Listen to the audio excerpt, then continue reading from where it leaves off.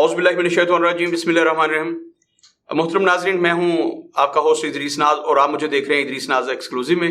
मोहतरम नाज़रीन, आज के एक्सक्लूसिव में जो बातें मैं करने जा रहा हूँ वो यकीनी तौर पर आपके लिए बिल्कुल हैरत का बायस होंगी और बहुत सारे लोग उन्हें मानेंगे नहीं।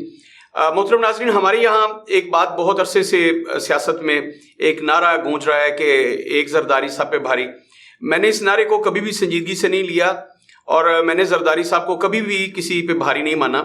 लेकिन इन दिनों ये जो इमरान खान का लॉन्ग मार्च था और जिस तरीके से वो लॉन्ग मार्च नाकाम हुआ और वो धरना एक छोटी सी जलसी में तब्दील हुआ और इस दरमियान जो डेवलपमेंट हुई और बिलखसूस आसफ जरदारी साहब ने जो पत्ते फेंके और खेले और फिर जैसे उन्होंने बाजी पलट दी, वो यकीनी तौर पर मेरे लिए भी हैरत का बायस बनी है।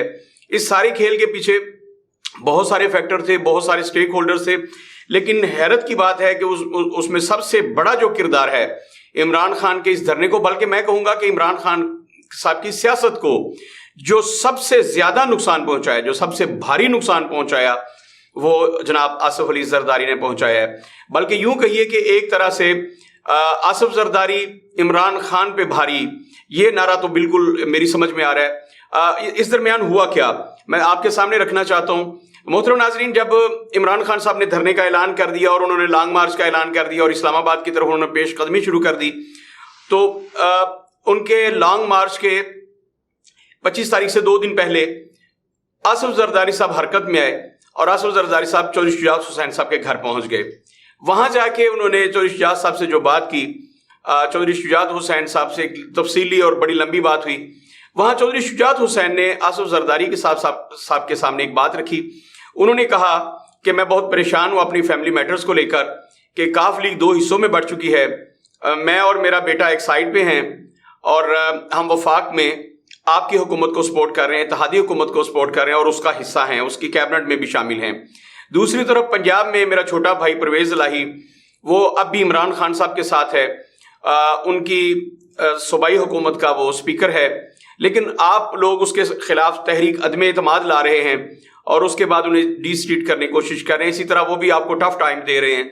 तो उन्होंने कहा कि मैं अपने फैमिली मैटर्स की वजह से बहुत परेशान हूं, तो मैं चाहता हूं कि हम सब एक पेज पे आ जाएं। तो आसफ अली जरदारी साहब, जिन्हें मुफाहमत का बादशाह कहा जाता है, तो उन्होंने कहा कि मैं तो खुद मुफाहमत का हमेशा से हामी रहा हूं, तो आप फरमाइए आप कहना क्या चाहते हैं। उन्होंने कहा कि मैं चाहता हूं कि जैसे वफाक में हमारी आपसे कोलिशन बन गई, इसी तरह पंजाब में भी हमारी कोलिशन बन जाए। ये आपके सुनने वाली बात है। तो नाजरीन, उन्होंने कहा कि मैं चाहता हूं कि पंजाब में भी काफ लीग जो है वो आप लोगों के साथ मिलकर हुकूमत करें। तो उन्होंने कहा कि वो क्या है। उन्होंने क्या कहा कि मैं परवेज इलाही को मना कर देता हूं कि वो किसी किस्म की भी पंजाब में महाजराई ना करे। आने वाले दिनों में हमजा शहबाज शरीफ अपने काबीना बनाए और आपका गवर्नर चेंज हो जाता है 2 जून के बाद, तो वो उनसे हलफ लें, लेकिन शर्त यह है कि आप परवेज इलाही के खिलाफ तहरीक अदम एतमाद ना लाए और परवेज इलाही बदस्तूर स्पीकर पंजाब असम्बली काम करते रहें। इस पर आसफ अली जरदारी साहब ने हामी भर ली और उन्होंने कहा कि बिल्कुल ठीक है, हम साथ चलने के लिए तैयार हैं और मैं अपने इत्तेहादियों को खुद एतमाद में लूंगा।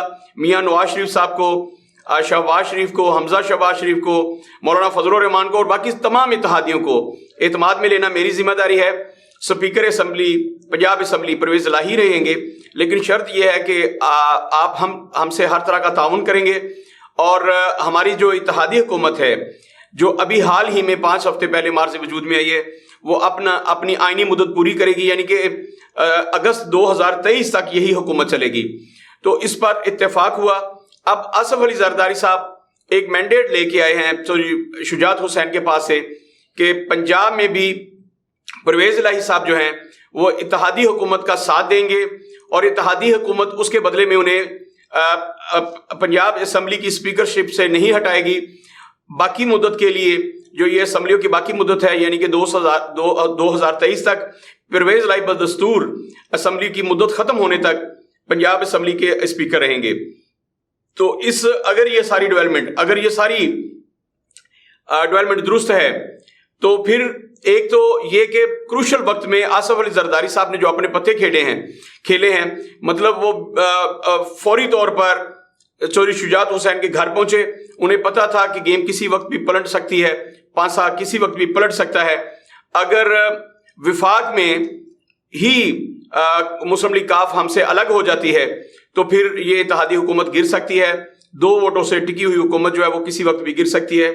तो उन्होंने जाके चौधरी शुजात हुसैन को एतमाद में लिया और चौधरी शुजात हुसैन साहब ने उनसे पंजाब में अपने छोटे भाई के लिए स्पीकरशिप भी बरकरार रखने की दरख्वास्त कर दी और यूं आसफ अली जरदारी मान गए।